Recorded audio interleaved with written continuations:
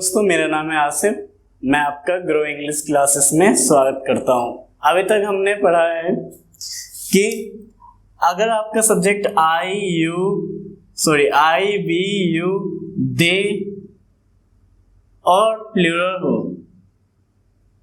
तो इसके साथ हमेशा वर्ड की फर्स्ट फॉर्म लगेगी। अगर हमारा सब्जेक्ट ही, सी, इट या कोई भी सिंगल नेम हो तो इसके साथ वर्ड की फर्स्ट फॉर्म प्लस में एस या एस। आपको मैंने पीछे बता दिया था एस या एस किसके साथ लगता है। अब देखते हैं हम कुछ उदाहरण। उससे पहले समझ लिए टू का जो इस्तेमाल होता है वो डेस्टिनेशन को शो करने के लिए होता है। डेस्टिनेशन मतलब मंजिल। अब देखिए एग्जाम्पल से इसको समझते हैं। जैसे देखिए, मैं स्कूल जाता हूं तो पहले देखिए मैं जाता हूं, आपने क्या बनाया था इंग्लिश, मैं जाता हूं आई गो। अब कहां जाता हूं, स्कूल। स्कूल क्या होगी मेरी डेस्टिनेशन, तो इससे पहले क्या लगेगा to. I go to school. अब देखिए इधर, तुम स्कूल जाते हो, तुम का हो गया यू और जाने को बोलेंगे go. You go to school. इसी तरीके से हम स्कूल जाते हैं तो वी, जाने को हो गया गो टू स्कूल। वे स्कूल जाते हैं, दे गो टू स्कूल। वह स्कूल जाता है, ही गो। क्या ही के साथ गो लगेगा? नहीं, क्योंकि आपको पता है अगर ही, सी, इट और कोई सिंगल नेम है तो उसके साथ वर्ब में एस या एस भी लगाना है। तो ही क्या हो जाएगा, गोज, क्योंकि इसके पीछे क्या है ओ वाले में हमें एस लगाना होता है, एस नहीं लगाते। तो ही गोज टू स्कूल। अब वह स्कूल जाती है तो सी गोज टू स्कूल। अब मान लीजिए आपके पास उदाहरण हो कि मैं वहां जाता हूं। अब मैं वहां जाता हूं तो एक बार लिख देता हूं इसको, मैं वहां जाता हूं।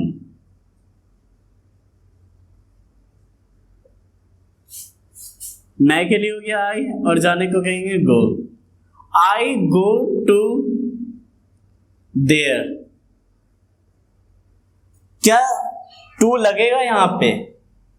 यहां पे टू नहीं लगेगा, क्योंकि यहां और वहां कोई डेस्टिनेशन नहीं होती है। तो हम बोलेंगे सिर्फ आई गो देयर। अगर इसी की जगह आ जाए मैं यहां आता हूं,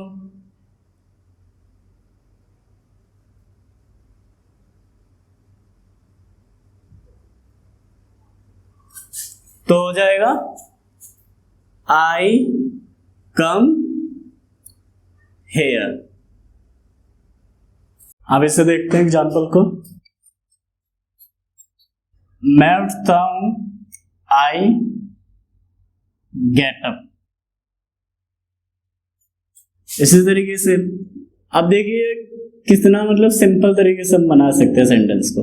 मैं उठता हूं पहले वैसे ही बना लो आप, आई गेट अप। कब उठता हूं?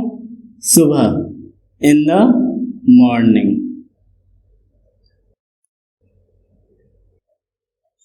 फिर आगे, मैं सुबह 7 बजे उठता हूं। फिर से वैसे ही बनाएंगे हम, मैं उठता हूं, आई गेट अप। सुबह के लिए आप इन द मॉर्निंग इस्तेमाल कर सकते हैं, इन द मॉर्निंग। और 7 बजे, एट 7 o'clock। मैं रोज सुबह 7 बजे उठता हूं। फिर से ऐसे ही, मैं मतलब आई, उठने को get up, I get up.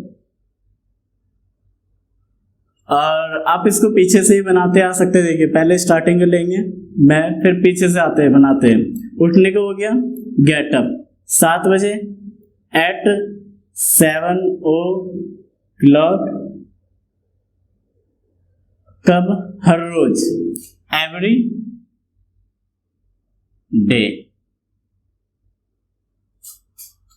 मेरा भाई तुम्हें जानता है। मेरा भाई मतलब माय ब्रदर। जानने को क्या कहते हैं? नो। अब मेरा भाई क्या है? एक सिंगुलर है, तो सिंगुलर के साथ क्या लगाना था? एस या एस। तो क्या हो जाएगा यहाँ पे? Knows. My brother knows you. इधर देखते हैं। वह 7 बजे स्कूल जाता है। ही जाता है, गोस,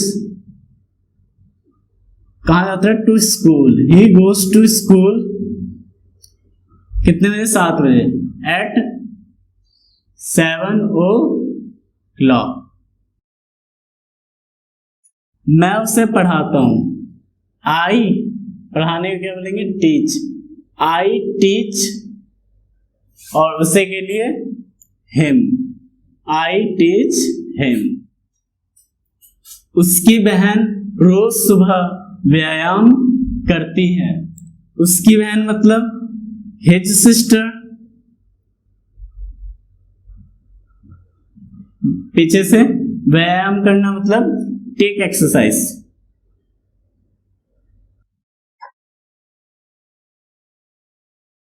अब उसकी बहन देखिए, यहां पे भी सिंगुलर हो गया, तो हिज सिस्टर टेक्स हो जाएगा। यहां हिज सिस्टर टेक्स एक्सरसाइज रोज सुबह, एवरी मॉर्निंग।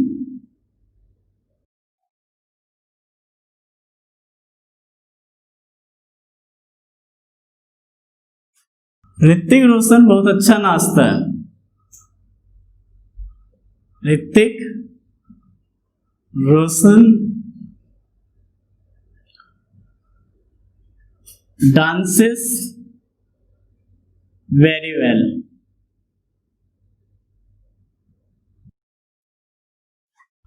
मोनू और सोनू क्रिकेट खेलना सीखते हैं। अब यहाँ पे आपको ज्यादा ध्यान देना है, सीखना भी एक वर्ब है और खेलना भी वर्ब है।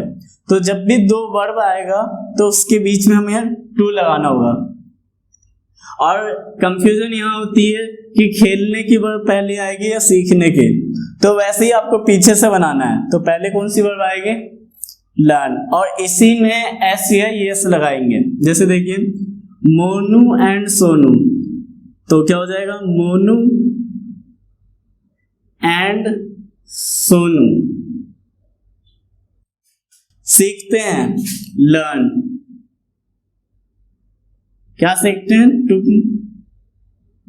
प्ले, और हमें यहाँ पे जगह नहीं है, ऊपर लिख देता हूं मैं क्रिकेट। अक्सर बच्चे अटक जाते हैं कि उनको ये नहीं समझ आता कि अपना अपनी अपने कैसे लगाए, मतलब किस सब्जेक्ट के साथ अपना लगाए। आई लगाए, आई के साथ कभी माई लगा देते हैं, योर लगा देते हैं। तो इसी को समझने की हम कोशिश करेंगे कि रियल में लगता कैसे है। पहले तो आपको याद होगा ये वाला टेबल कि आई माई, ये इसका पॉजेसिव केस है, पॉजेसिव केस। और पॉजेसिव का मतलब ये होता है संबंध, मतलब कि यह संबंध दर्शाएगा।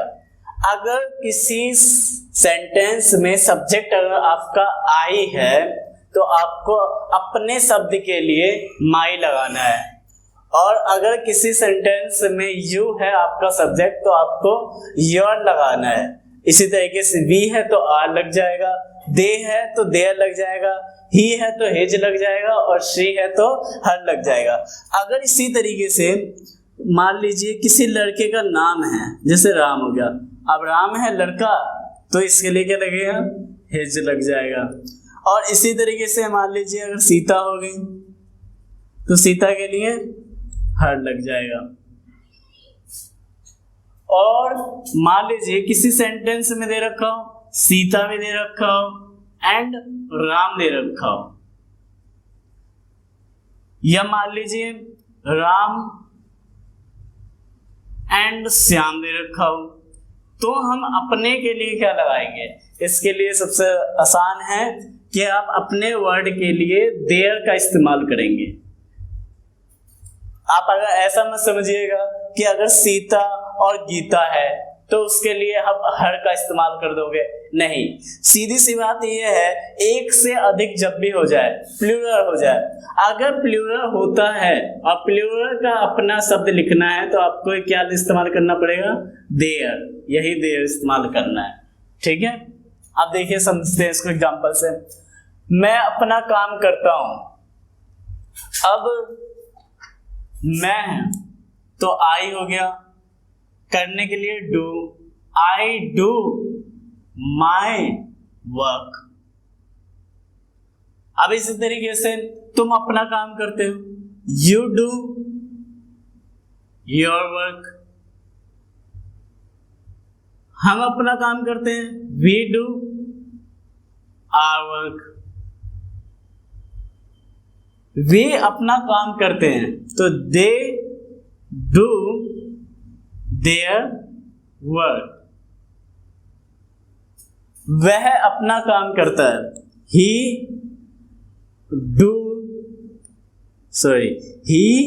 डज।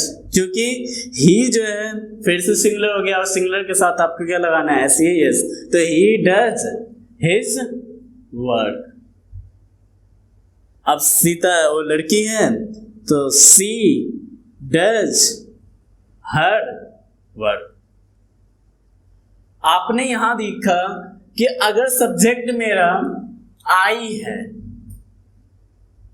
तो क्या लगा? माई। और अगर सब्जेक्ट यू है तो क्या लगा? योर।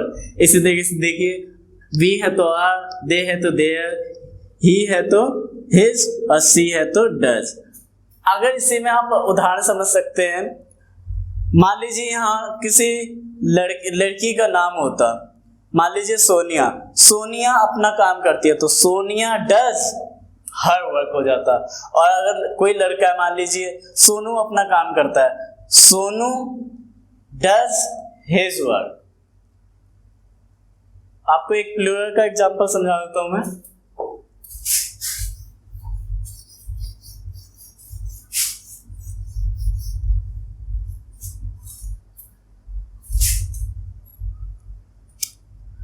राम और श्याम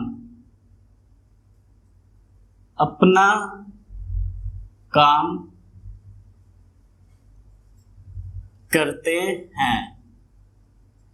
तो राम एंड श्याम,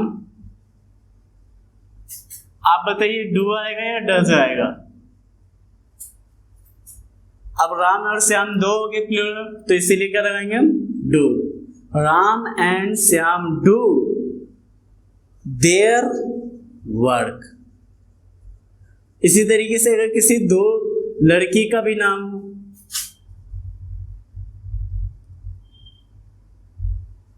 जैसे मान लीजिए सोनिया और श्वेता अपना काम करते हैं, तो यहां हो जाएगा Sonia and Shweta do their work. आप यहाँ लड़का लड़की भी एग्जाम्पल में हो सकता है। जैसे मान लीजिए सोनिया और श्याम हो जाए, तो सोनिया और श्याम का कैसा बनेगा? Sonia and Shyam do their work. Subscribe now and press the bell icon. Never miss an update.